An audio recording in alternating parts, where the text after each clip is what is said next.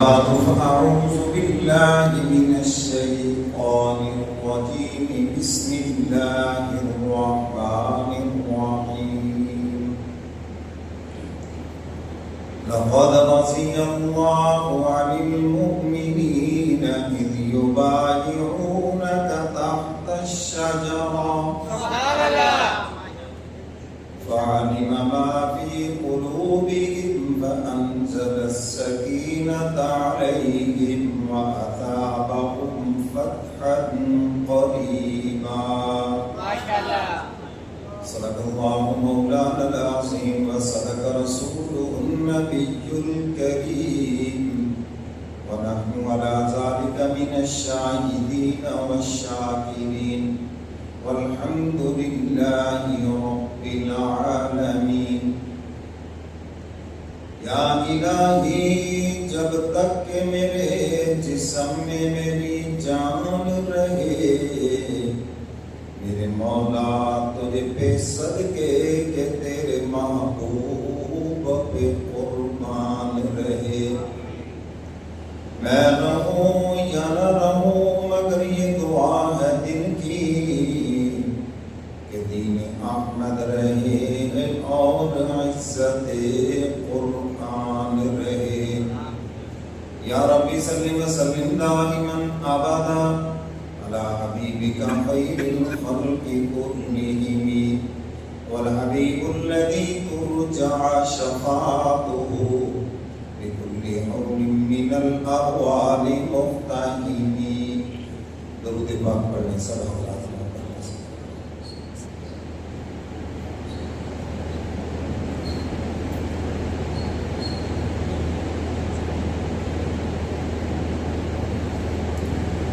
میرے واجب احترام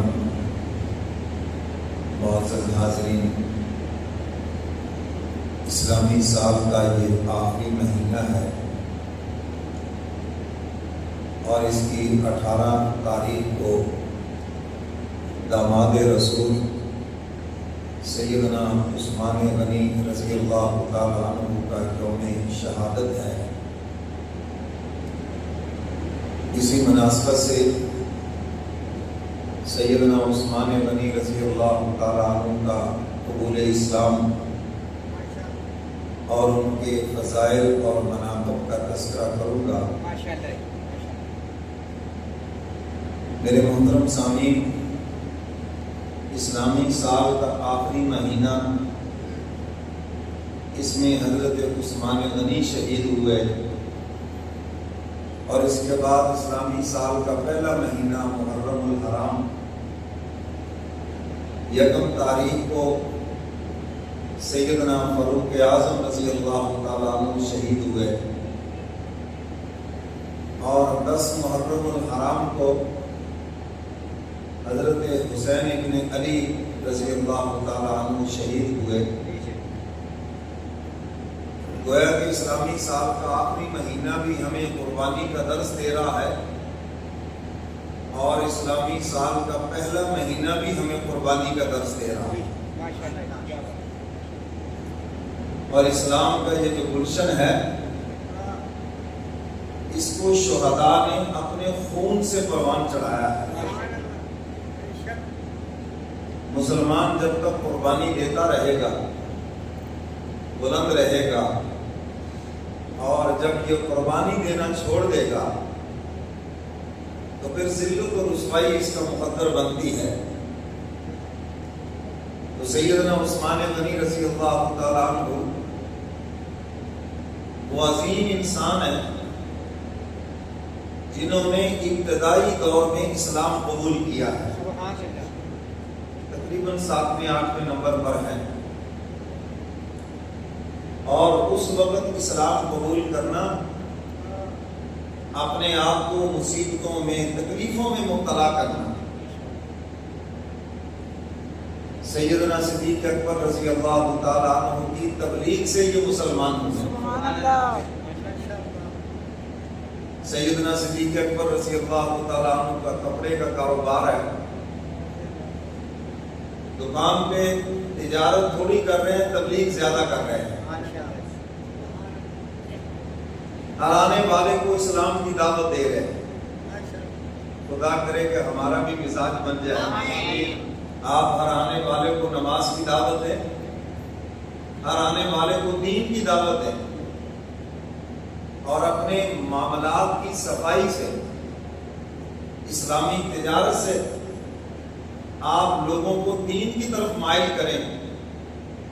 آپ کی سچائی سے، دیانت سے لوگ متاثر ہوں کہ واقعی یہ اللہ کا بندہ ہے۔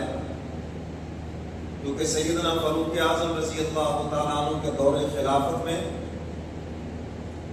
اس وقت تک بازار میں کسی کو تجارت کرنے کی اجازت نہیں ہوتی تھی جب تک وہ اسلامی اصول نہ سیکھ لیں۔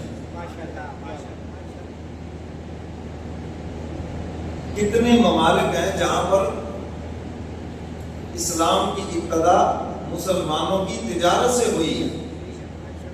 لوگ دیکھتے تھے یار یہ لوگ کتنے دیانتدار ہیں، کتنے سچے ہیں، اپنے سودے کا عیب بیچ کر بتاتے ہیں۔ ان چیزوں سے متاثر ہو کر وہ مسلمان ہوئے۔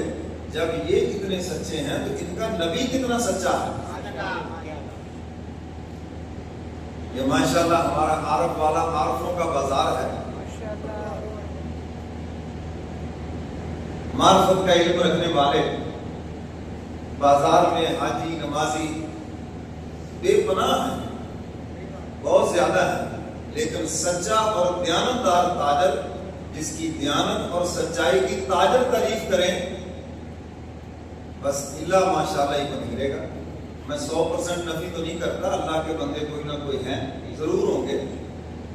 میری اور آپ کی آنکھوں سے اگر اوجھل ہیں اس کا یہ مطلب نہیں کہ کوئی بھی نہیں ہے، کوئی اللہ کا بندہ ہوگا۔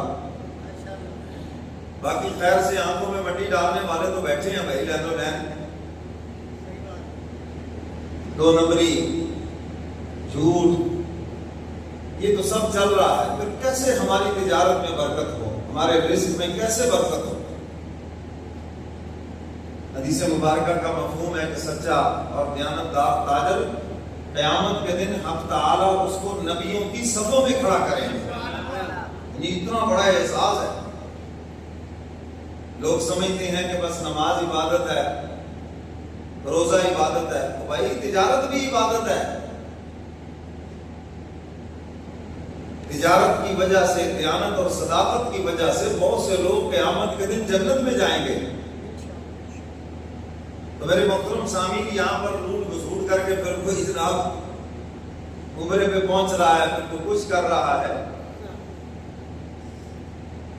اللہ تعالیٰ تو دیکھ رہے ہیں نا یہ کیا کر کے آیا ہے، اس سے تو کچھ پوشیدہ نہیں۔ تو سیدنا صدیق اکبر رضی اللہ تعالیٰ عنہ، سیدنا عثمان غنی رضی اللہ تعالیٰ عنہ سے دوستی ہے، تجارتی دوستی، آج کل کی زبان میں کہتے ہیں کاروباری دوستی، کاروباری۔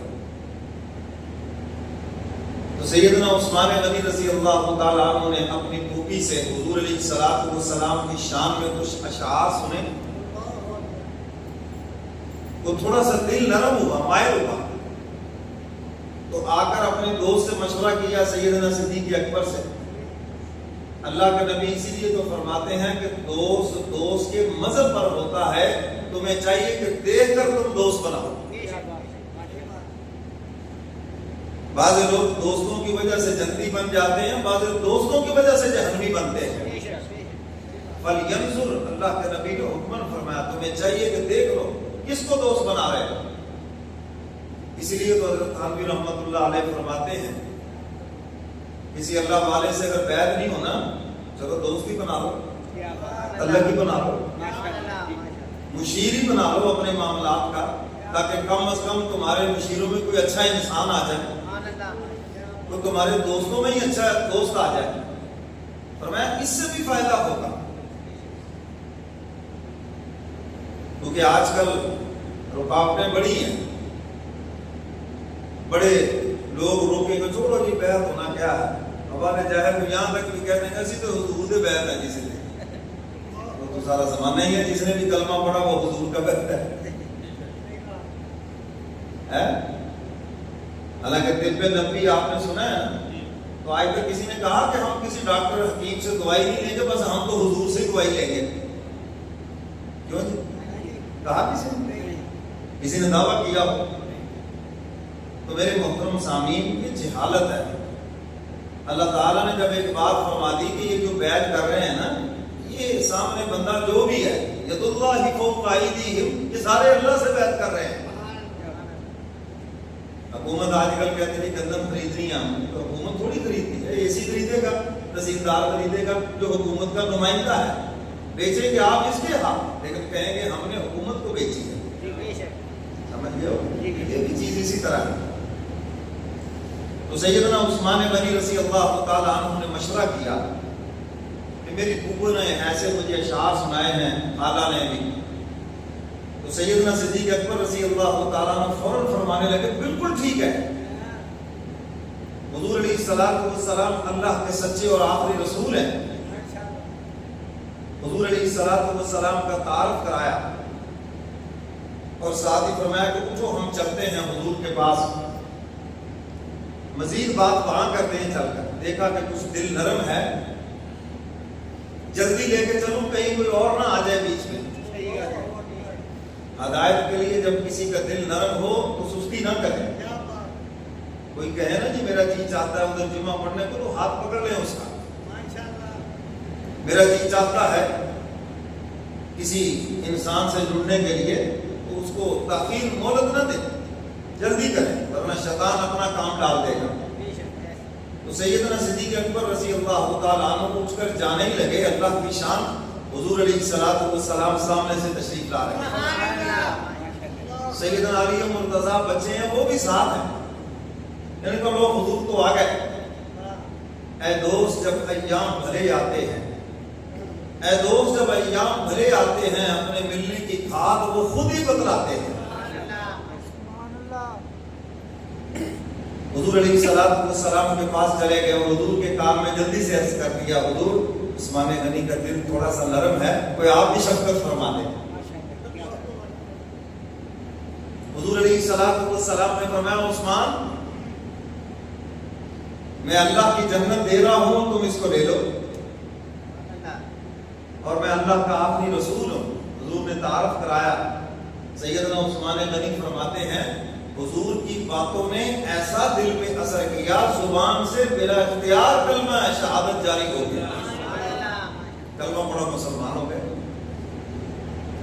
تو میرے محترم سامعین، سیدنا عثمان غنی رضی اللہ تعالیٰ عنہ عشرہ مبشرہ میں سے ہیں، یعنی 10 وہ صحابہ جن کو سب سے پہلے جنت کے سرٹیفکیٹ دیے گئے۔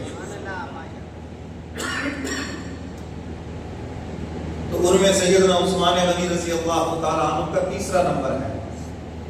اور پھر ان کی جو امتیازی خصوصیات ہیں، آج کل جو کہ شہادتوں کا تذکرہ ہو رہا ہے، صرف شہادت کا تذکرہ کیا جاتا ہے، ان کے فضائل مناقب بیان نہیں کیے جاتے، نہ حضرت حسن کے فضائل، نہ حضرت حسین کے فضائل، بس صرف وہ شہید ہی ہوئے اور کچھ نہیں ہوا۔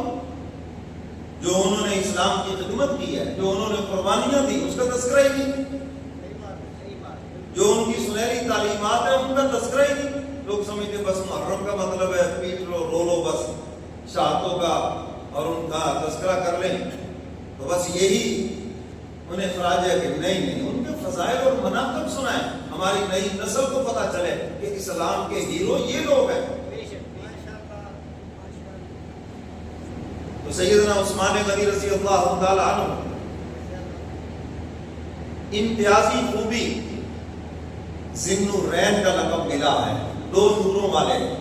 حضور علیہ الصلوۃ والسلام نے جن کو اپنی دامادی میں لے لیا، اپنی بیٹی ان کے نکاح میں دی۔ آپ بھی بیٹیوں والے ہیں، جب آپ اپنی بیٹی کے لیے داماد کا انتخاب کرتے ہیں، کسی برے انسان کا کرتے ہیں یا سب سے اچھے انسان کا کرتے ہیں؟ سارے بولو، اچھے انسان کا کرتے ہو نا۔ تو حضور علیہ الصلوۃ والسلام نے انتخاب کیا تو اچھے انسان کا کیا ہے۔ آج اگر کوئی عثمان غنی کو برا بھلا کہے، وہ پیغمبر کے انتخاب پہ اعتراض کر رہا ہے۔ وہ عثمان کو برا نہیں کہہ رہا، پیغمبر کی فراست پہ اعتراض کر رہا ہے۔ حالانکہ حضور علیہ السلام جو بھی کام فرماتے وہی سے اس کی تائید ہوتی، اگر کوئی چیز ایسی ہوتی تو فوراً وہی آ جاتی۔ تو حضور علیہ السلام نے اپنی بیٹی ان کے نکاح میں دی رقیہ، اور اللہ کی شان جب اس کا انتقال ہو گیا حضرت عثمان پریشان رہنے لگے، حضور نے دوسری بیٹی ام کلثوم بھی ان کے نکاح میں دی، اور دھرتی پر آدم علیہ السلام سے لے کر حضور علیہ السلام تک کوئی انسان ایسا نہیں ہے جس کے نکاح کے اندر کسی بھی نبی کی دو بیٹیاں ہوں۔ ایک بیٹی تو ہے، دو نہیں ہے، دو کا اعزاز صرف سیدنا عثمان غنی کو ملا ہے، اس لیے ذی النورین، دو نوروں والے، یہ لقب ان کو ملا۔ اور جب دوسری بیٹی کا بھی انتقال ہو گیا تو حضور علیہ السلام نے فرمایا عثمان اب میری کوئی بیٹی نہیں ہے، اگر میری 40 بیٹیاں ہوتی ایک ایک کا انتقال ہو جاتا میں ساری کی ساری تیرے ہی نکاح کے اندر دے دیتا۔ کس قدر میرے نبی کو اعتماد ہے سیدنا عثمان غنی رضی اللہ تعالیٰ عنہ کے اوپر۔ اور دوسرا ان کا لقب ہے حیا والے۔ حیا ایمان کا دوسرا نام ہے۔ آج بہت سے لوگ کہتے ہیں اللہ ایمان پہ خاتمہ کرے، تو ایمان کس چیز کا نام ہے؟ ایمان حیا کا ہی تو دوسرا نام ہے۔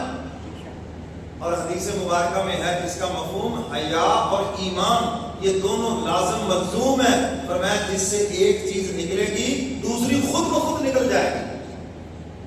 فرمایا جب حیا نکل گیا تو ایمان بھی نکل گیا۔ آج تو ہم اپنی نسل کو خود بے حیا بنا رہے ہیں۔